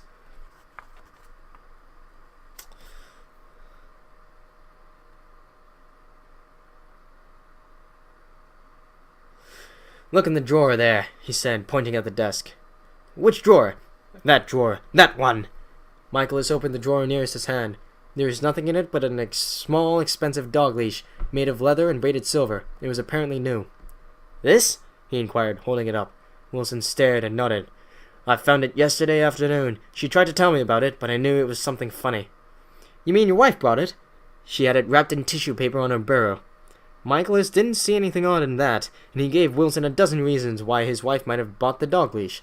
But conceivably, Wilson had heard some of these same explanations before, from Myrtle, because he began saying, "Oh my God!" again in a whisper. His comforter left several explanations in the air. "Then he killed her," said Wilson. His mouth dropped open suddenly. "Who did?" "I have a way of finding out." "You're morbid, George," said his friend. "This has been a strain to you, and you don't know what you're saying. You better try and sit quiet until the morning." "He murdered her." "It was an accident, George." Wilson shook his head. His eyes narrowed, and his mouth widened slightly with the ghost of a superior. "I know," he said definitely. "I'm one of these trusting fellows, and I don't think any harm to nobody, but when I get to know a thing, I know it. It was the man in that car. She ran out to speak to him, and he wouldn't stop." Michaelis had seen this too, but it hadn't occurred to him that there was any special significance in it. He believed that Mrs. Wilson had been running away from her husband, rather than trying to stop in a particular car. How could she have been like that?" "She's a deep one," said Wilson, as if that answered the question. He began to rock again, and Michaelis stood twisting the leash in his hand. "Maybe you got some friend that I could telephone for, George." This was a forlorn hope. He was almost sure that Wilson had no friend. There was not enough of him for his wife. He was glad a little later when he noticed a change in the room. It blew quickening by the window, and realized that dawn wasn't far off. About 5 o'clock, it was blue enough outside to snap off the light. Wilson's glazed eyes turned out to the ash heaps, where small gray clouds took on fantastic shapes and scurried here and there in the faint dawn wind. "I spoke to her," he muttered after a long silence. "I told her she might fool me, but she couldn't fool God. I took her to the window." With an effort, he got up and walked to the rear of the window and leaned with his face pressed against it. "And I said, God knows what you've been doing, everything you've been doing. You may fool me, but you can't fool God!" Standing behind him, Michaelis saw with a shock that he was looking at the eyes of Dr. T.J. Eckelberg, which had just emerged, pale and enormous, from the dissolving night. "God sees everything," repeated Wilson. "That's an advertisement," Michaelis assured him. Something made him turn away from the window and look back into the room. But Wilson stood there a long time, his face close to the window pane, nodding into the twilight. By 6 o'clock, Michaelis was worn out, and grateful for the sound of a car stopping outside. It was one of the watchers of the night before who had promised to come back, so he cooked breakfast for 3, which he and the other man ate together. Wilson was quieter now, and Michaelis went home to sleep. When he awoke 4 hours later and hurried back to the garage, Wilson was gone. His movements, he was on foot all the time, were afterward traced to Port Roosevelt, and then to Gads Hill, where he bought a sandwich that he didn't eat and a cup of coffee. He must have been tired and walking slowly, for he didn't reach Gads Hill till noon. Thus far, there was no difficulty in accounting for his time. There were boys who had seen a man acting sort of crazy, and motorists at whom he stared oddly from the side of the road. Then, for 3 hours, he disappeared from view. The police, on the strength of what he said to Michaelis, that he had a way of finding out, supposed that he spent that time going from garage to garage thereabout, inquiring for a yellow car. On the other hand, no garage man had ever seen him come forward, and perhaps he had an easier, surer way of finding out what he wanted to know. By 2:30, he was in West Egg, where he asked someone the way to Gatsby's house. So by that time, he knew Gatsby's name. At 2 o'clock, Gatsby put on his bathing suit and left word with the butler that if anyone phoned word was to be brought to him at the pool. He stopped at the garage for a pneumatic mattress that had amused his guests during the summer, and the chauffeur helped him pump it up. Then he gave instructions that the open car wasn't to be taken out under any circumstances. And this was strange because the front right fender needed repair. Gatsby shouldered the mattress and started for the pool. Once he stopped and shifted it a little, and the chauffeur asked him if he needed help, but he shook his head and in a moment disappeared among the yellowing trees. No telephone message arrived, but the butler went without his sleep and waited for it until 4 o'clock. Until long after there was anyone to give it to if it came. I have an idea that Gatsby himself didn't believe it would come, and perhaps he no longer cared. If that was true, he must have felt that he had lost the old warm world, paid a high price for living too long with a single dream. He must have looked up at an unfamiliar sky through frightening leaves and shivered as he found what a grotesque thing a rose is, and how raw the sunlight was upon the scarcely created grass. A new world, material without being real, where poor ghosts, breathing dreams like air, drifted fortuitously about, like that ashen, fantastic figure gliding toward him through the amorphous trees. The chauffeur, he was one of Wolfheim's protégés, heard the shots. Afterward, he could only say that he hadn't thought anything much about them. I drove from the station directly to Gatsby's house, and my rushing anxiously up the front steps was the first thing that alarmed anyone. But they knew then, I firmly believe. With scarcely a word said, 4 of us, the chauffeur, butler, gardener, and I, hurried down to the pool. There was a faint, barely perceptible moment of the water as the fresh flow from one end urged its way toward the drain at the other. With little ripples that were hardly the shadows of waves, the laden mattress moved irregularly down the pool. The small gust of wind that scarcely corrugated the surface was enough to disturb its accidental course with its accidental burden.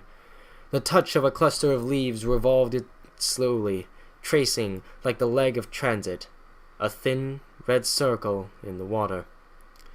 It was after we started with Gatsby toward the house that the gardeners saw Wilson's body a little way off in the grass, and the Holocaust was complete. Chapter 9. After 2 years, I remember the rest of that day, and that night, and the next day, only as an endless drill of police and photographers and newspaper men in and out of Gatsby's front door. A rope stretched across the main gate, and a policeman by it kept out the curious, but little boys soon discovered that they could enter through my yard, and there was always a few of them clustered open-mouthed about the pool.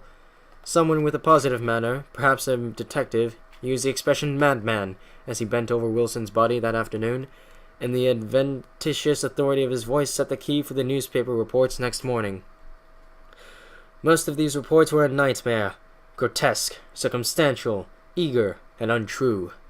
When Michaelis's testimony at the inquest brought to light Wilson's suspicions of his wife, I thought the whole tale would be shortly served up in racy pasquinade. But Catherine, who might have said anything, didn't say a word. She showed a surprising amount of character about it, too, looked at the coroner with determined eyes under that corrected brow of hers, and swore that her sister had never seen Gatsby, and that her sister was completely happy with her husband, that her sister had been into no mischief whatever. She convinced herself of it, and cried into her handkerchief, as if the very suggestion was more than she could endure. So Wilson was reduced to a man deranged by grief, in order that the case might remain in its simplest form. And it rested there. But all this part of it seemed remote and unessential. I found myself on Gatsby's side, and alone. From the moment I telephoned news of the catastrophe to West Egg Village, every surmise about him, and every practical question, was referred to me. At first I was surprised and confused. Then, as he lay in his house and didn't move or breathe or speak, hour upon hour, it grew upon me that I was responsible, because no one else was interested. Interested, I mean, with that intense personal interest to which everyone has some vague right at the end. I called up Daisy half an hour after we found him, called her instinctively and without hesitation. But she and Tom had gone away early that afternoon and taken baggage with them. Left no address? Nope. Say when they'd be back? Nope. Any idea where they are? How I could reach them? I don't know. Can't say. I went to get somebody for him. I went to go into the room where he lay and reassure him, I'll get somebody for you, Gatsby. Don't worry. Just trust me and I'll get somebody for you. Meyer Wolfsheim's name wasn't in the phone book. The butler gave his office address on Broadway, and I called information, but by the time I had the number, it was long after 5 and no one answered the phone. Will you ring again? I've rung them 3 times. It's very important. I'm sorry. I'm afraid no one's there. I went back to the drawing room and thought for an instant that they were chance visitors, all these official people who suddenly filled it. But as they drew back the sheet and looked at Gatsby with unmoved eyes, his protest continued in my brain. Look here, old sport. You've got to get somebody for me. You've got to try hard. I can't go through this alone. Someone stared to ask me questions, but I broke away and going upstairs, looked hastily through the unlocked parts of his desk. He'd never told me definitely his parents were dead, but there was nothing, only the picture of Dan Cody, a token of forgotten violence, staring down from the wall. Next morning I sent the butler to New York with a letter to Wolfsheim, which asked for information and urged him to come out on the next train. That request seemed superfluous when I wrote it. I was sure he'd start when he saw the papers, just as I was sure there'd be a wire from Daisy before noon. But neither a wire nor Mr. Wolfsheim arrived. No one arrived except more police and photographers and newspapermen. When the butler brought back Wolfsheim's answer, I began to have a feeling of defiance and scornful solidarity between Gatsby and me against them all. Dear Mr. Carroway, this has been one of the most terrible shocks of my life to me. I can hardly believe it, that it is true at all. Such a bad act as that man did should make us all think. I cannot come down now, as I am tied up in some very important business, and cannot get mixed up in this thing now. If there is anything I can do a little later, let me know in a letter by Edgar. I hardly know where I am when I hear about a thing like this, and am completely knocked down and out. Yours truly, Meyer Wolfsheim. And then hasty addenda beneath. Let me know about the funeral, etc. Do not know his family at all. When the phone rang that afternoon and long distance said Chicago was calling, I thought this would be Daisy at last, but the connection came through as a man's voice, very thin and far away. This is Slagle speaking. Yes? The name was unfamiliar. Alma note, isn't it? Get my wire? There haven't been any wires. Young Part's in trouble, he said rapidly. They picked him up when he handed the bonds over the counter. They got a circular from New York giving them the numbers just 5 minutes before. What do you know about that, hey? You never can tell in these towns. Hello, I interrupted breathlessly. Look here, this isn't Mr. Gatsby. Mr. Gatsby's dead. There was a long silence on the other end of the wire, followed by an exclamation. Then a quick squawk as the connection was broken.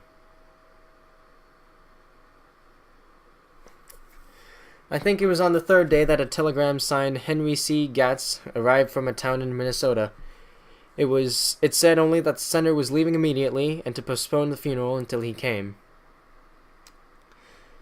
It was Gatsby's father, a solemn old man, very helpless and dismayed, bundled up in a long, cheap ulster against the warm September day.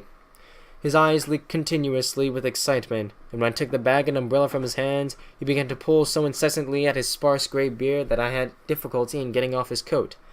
He was on the point of collapse, so I took him into the music room and made him sit down while I sent for something to eat. But he wouldn't eat, and the glass of milk spilled from his trembling hand. "I saw it in the Chicago newspaper," he said. "It was all in the Chicago newspaper. I started right away. I didn't know how to reach you." His eyes, seeing nothing, moved carelessly about the room.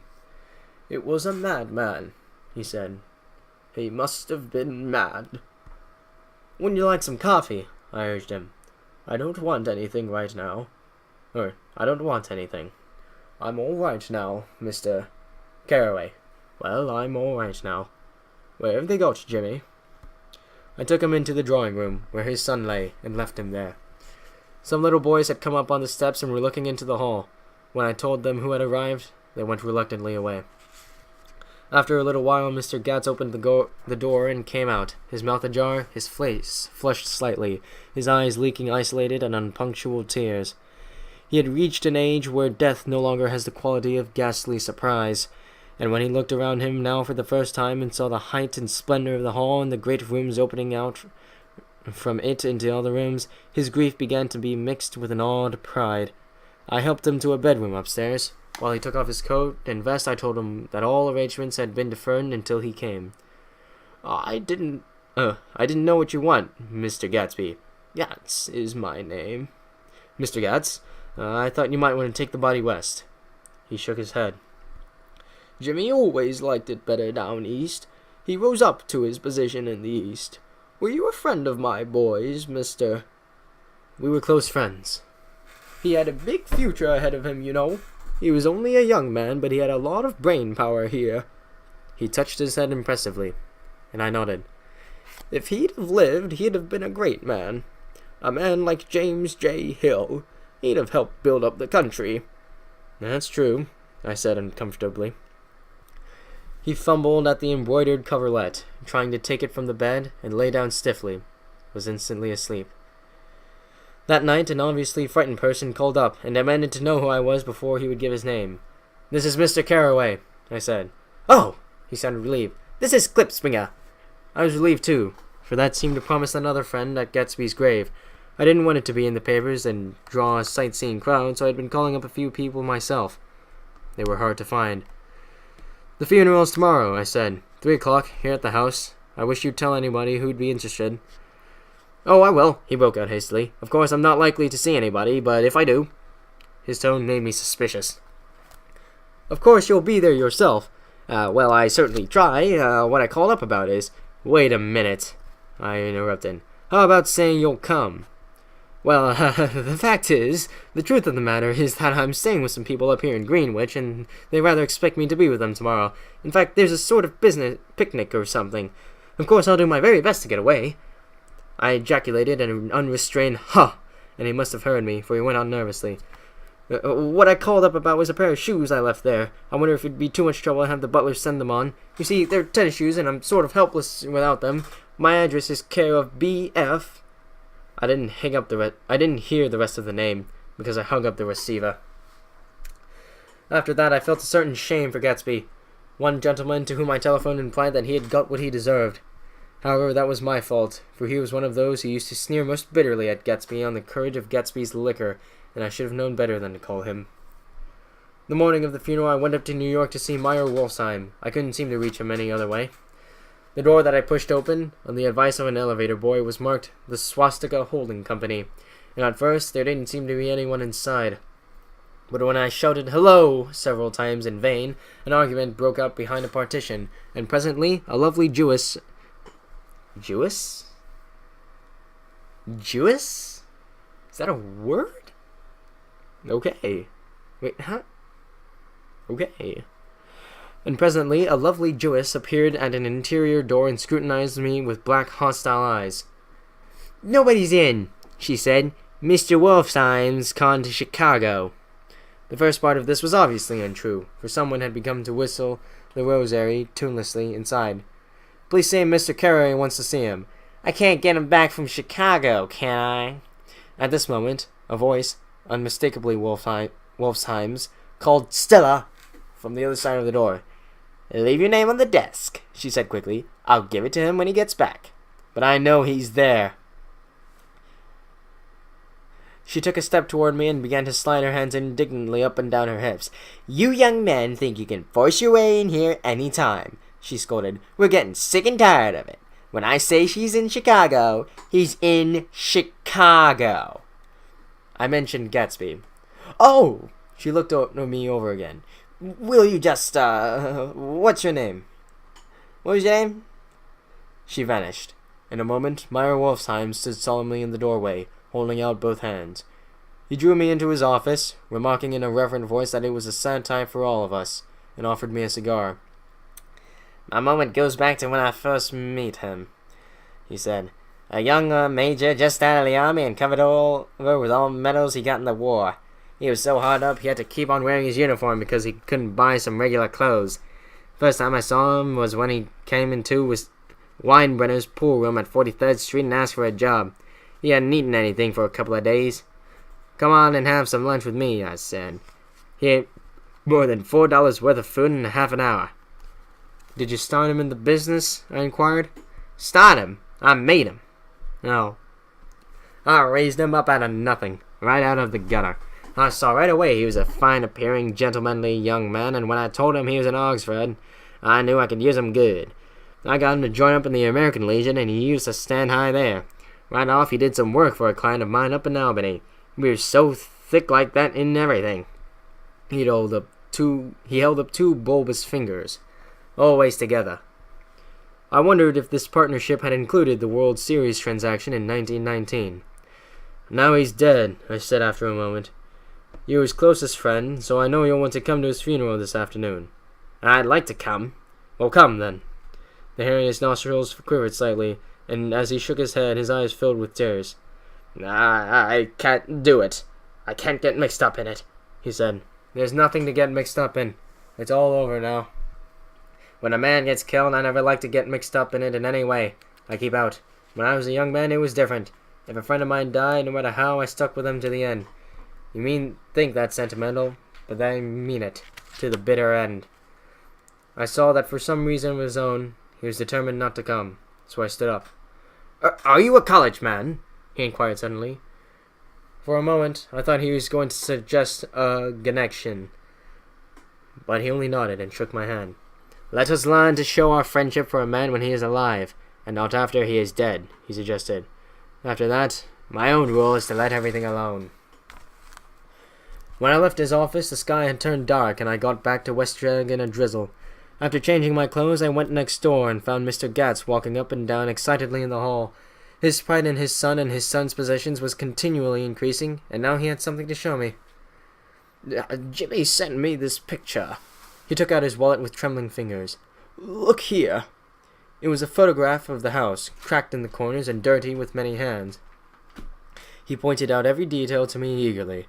"Look there!" and then sought admiration from my eyes. He had shown it so often that I think it was more real to him now than the house itself. "Jimmy sent it to me. I think it's a very pretty picture.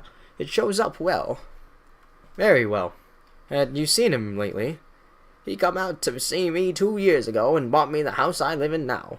Of course, we was broke up when he ran off from home, but I see now there's a reason for it. He knew he had a big future in front of him, and ever since he made a success, he was very generous with me." He seemed reluctant to put away the picture, held it for another minute, lingeringly, before my eyes. Then he returned the wallet and pulled from his pocket a ragged old copy of a book called Hopalong Cassidy. Look here, this is a book he had when he was a boy. It just shows you.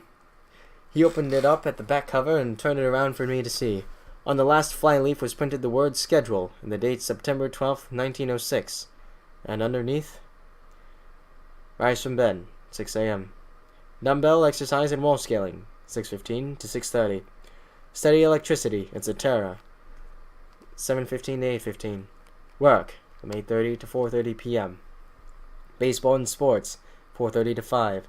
Practice elocution, poise, and how to attain it, 5 to 6. Study needed inventions, 7 to 9. General resolves, no wasting time at shafters or a name indecipherable. No more smoking or chewing. Bathe every other day. Read one improving book or magazine per week. Save crossed out, $3 per week. Be better to parents. I come across this book by accident, said the old man. It just shows you, don't it? It just shows you. Jimmy was bound to get ahead. He always had resolves like this or something. Do you notice that what he's got about improving his mind? He was always great for that. He told me I ate like a hog once, and I beat him for it. He was reluctant to close the book, reading each item aloud and then looking eagerly at me.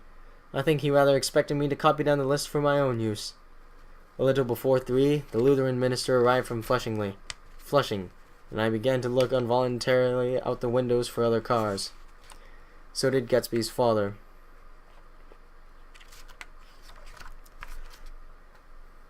And as the time passed and the servants came in and stood waiting in the hall, his eyes began to blink anxiously, and he spoke of the rain in a worried, uncertain way. The minister glanced several times at his watch, so I took him aside and asked him to wait for half an hour. But it wasn't any use. Nobody came. About 5 o'clock, a procession of 3 cars reached the cemetery and stopped in a thick drizzle beside the gate. First a motor hearse, horribly black and wet, then Mr. Gatz and the minister and I in the limousine, and a little later 4 or 5 servants and the postman from West Egg, and Gatsby's station wagon, all wet to the skin. As we started through the gate into the cemetery, I heard a car stop and then the sound of someone splashing after us over the soggy ground. I looked around. It was the man with owl-eyed glasses whom I had found marveling over Gatsby's books in the library one night 3 months before.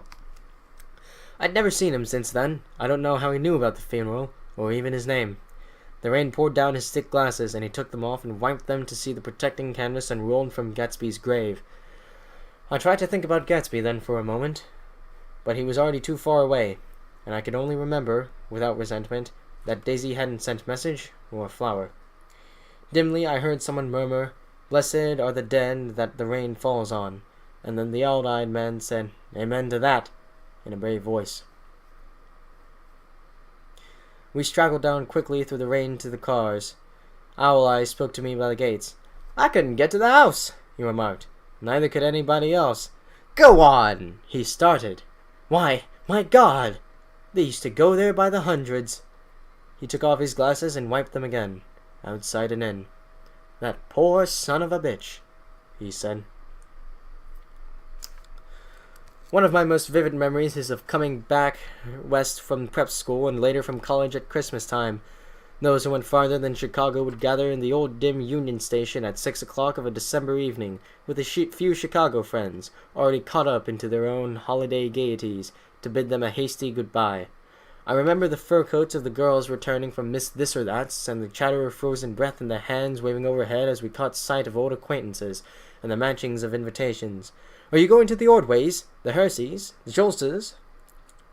And the long green tickets clasped tight in our gloved hands. At last, the murky yellow cars of the Chicago, Milwaukee, and St. Paul Railroad looking cheerful as Christmas itself on the tracks beside the gate. When we pulled out into the winter night and the real snow, our snow, began to stretch out beside us and twinkle against the windows, and the dim lights of small Wisconsin stations moved by, a sharp wild brace came suddenly into the air. We drew in deep breaths of it as we walked back from dinner through the cold vestibules, unutterably aware of our identity with this country for one strange hour, before we melted indistinguishably into it again. That's my Middle West. Not the wheat or the prairies or the lost Swede towns, but the thrilling returning trains of my youth. and the street lamps and sleigh bells in the frosty dark and the shadows of holly wreaths thrown by lighted windows on the snow. I am part of that, a little solemn with the feel of those long winters, a little complacent from growing up in the Caraway House in a city where dwellings are still called through decades by a family's name. I see now that this has been a story of the West after all.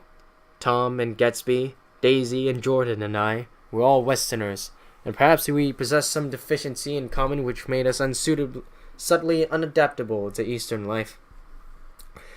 Even when the East excited me most, even when I was most keenly aware of its superiority to the bored, sprawling, swollen towns beyond the Ohio, with their interminable inquisitions which spared only the children and the very old, even then it had always for me a quality of distortion. West Egg, especially, still figures in my more fantastic dreams. I see it as a night scene by El Greco, 100 houses, at once conventional and grotesque, crouching under a sullen, overhanging sky and a lustrous moon. In the foreground, 4 solemn men in dress suits are walking along the sidewalk with a stretcher on which lies a drunken woman in a white evening dress. Her hand, which dangles over the side, sparkles cold with jewels. Gravely, the men turn in at a house, the wrong house, but no one knows the woman's name, and no one cares. After Gatsby's death, the East was haunted for me like that, distorted beyond my eyes' power of correction. So when the blue smoke of brittle leaves was in the air and the wind blowed the wet laundry stiff on the line, I decided to come back home. There was one thing to be done before I left, an awkward, unpleasant thing that perhaps had better have been let alone. But I wanted to leave things in order, and not just trust that obliging and indifferent sea to sweep my refuse away. I saw Jordan Baker, and talked over and around what had happened to us together, and what had happened afterward to me, and she lay perfectly still, listening in a big chair. She was dressed to play golf, and I remembered thinking she looked like a good illustration, her chin raised a little jauntily, her hair the color of an autumn leaf, her face the same brown tint as the fingerless gloves on her knee. When I had finished, she told me without comment that she was engaged to another man. I doubted that, though there were several she could have married at the nod of her head, but I pretended to be surprised. For just a minute I wondered if I wasn't making a mistake. Then I thought it all over again quickly and got up to say goodbye. "Nevertheless, you did throw me over," said Jordan suddenly. "You threw me over on the telephone. I don't give a damn about you now, but it was a new experience for me, and I felt a little dizzy for a while." We shook hands. "Oh, and do you remember," she added, "a conversation we had once about driving a car?" "Why, not exactly." "You said a bad driver was only safe until she met another bad driver. Well, I met another bad driver, didn't I? I mean, it was careless of me to make such a wrong guess. I thought you were rather an honest, straightforward person. I thought it was your secret pride." "I'm 30, I said. "I'm 5 years too old to lie to myself and call it honor." She didn't answer. Angry and half in love with her, and tremendously sorry, I turned away. One afternoon late in October, I saw Tom Buchanan. He was walking ahead of me along Fifth Avenue in his alert, aggressive way, his hands out a little from his body as if to fight off interference, his head moving sharply here and there, adapting itself to his restless eyes. Just as I slowed up to avoid overtaking him, he stopped and began frowning into the windows of a jewelry store. Suddenly, he saw me and walked back, holding out his hand. "What's the matter, Nick? Do you object to shaking hands with me?" "Yes. You know what I think of you." "You're crazy, Nick," he said quickly. "Crazy as hell. I don't know what's the matter with you." "Tom," I inquired, "what did you say to Wilson that afternoon?" He stared at me without a word, and I knew I had guessed right about those missing hours. I started to turn away, but he took a step after me and grabbed my arm. "I told him the truth," he said. "He came to the door while we were getting ready to leave, and when I sent down word that we weren't in, he tried to force his way upstairs. He was crazy enough to kill me if I hadn't told him who owned the car. His hand was on a revolver in his pocket every minute he was in the house." He broke off defiantly. "What if I did tell him? That fellow had it coming to him. He threw dust into your eyes just like he did in Daisy's, but he was a tough one. He ran over Myrtle like you'd run over a dog and never even stopped his car."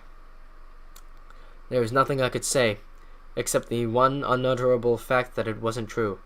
And if you think I didn't have my share of suffering, look here. When I went to give up that flat and saw that damn box of dog biscuits sitting there on the sideboard, I sat down and cried like a baby. By God, it was awful. I couldn't forgive him or like him, but I saw that what he had done was, to him, entirely justified. It was all very careless and confused. They were careless people, Tom and Daisy. They smashed up things and creatures and then retreated back into their money or their vast carelessness, or whatever it was that kept them together, and let other people clean up the mess they made. I shook hands with them. It seemed silly not to, for I felt suddenly that as though I was talking to a child. Then he went into the jewelry store to buy a pearl necklace, or perhaps only a pair of cuff buttons, rid of my provincial squeamishness forever. Gatsby's house was still empty when I left. The grass on his lawn had grown as long as mine. One of the taxi drivers in the village never took a fare past the entrance gate without stopping for a minute and pointing inside. Perhaps it was he who drove Daisy and Gatsby over to East Egg the night of the accident, and perhaps he had made a story about it all his own. I didn't want to hear it, and I avoided him when I got off the train. I spent my Saturday nights in New York, because those gleaming, dazzling parties of his were with me so vividly that I could still hear the music and the laughter, faint and incessant, from his garden, and the cars going up and down his drive. One night I did hear a material car there, and saw its light stop at his front steps. But I didn't investigate. Probably it was some final guest who had been away at the ends of the earth, and didn't know that the party was over. On the last night, with my trunk packed and my car sold to the grocer, I went over and looked at that huge, incoherent failure of a house once more. On the white steps, an obscene word, scrawled by some boy with a piece of brick, stood out clearly in the moonlight, and I erased it, drawing my shoe raspingly along the stone. Then I wandered down to the beach and sprawled out on the sand. Most of the big shore places were closed now, and there were hardly any lights except the shadowy moving glow of a ferry boat across the sound. And as the moon rose higher, the inessential houses began to melt away until gradually I became aware of the old island here that flowered once for Dutch sailors' eyes, a fresh green breast of the New World. Its vanished trees, the trees that had made way for Gatsby's house, had once pandered in whispers to the last and greatest of all human dreams. For a transitory, enchanted moment, man must have held his breath in the presence of this continent, compelled into aesthetic contemplation he neither understood nor desired, face to face for the last time in history with something commensurate to his capacity for wonder. And as I sat there, brooding on the old, unknown world, I thought of Gatsby's wonder when he first picked out the green light at the end of Daisy's dock. He had come a long way to this blue dawn, and his dream must have seemed so close that he could hardly fail to grasp it. He did not know that it was already behind him, somewhere back in that vast obscurity beyond the city, where the dark fields of the Republic rolled on under the night. Gatsby believed in the green light, the orgastic future that year by year recedes before us. It eluded us then, but that's no matter. Tomorrow we will run faster, stretch out our arms farther, and one fine morning. So we beat on, boats against the current, borne back ceaselessly into the past.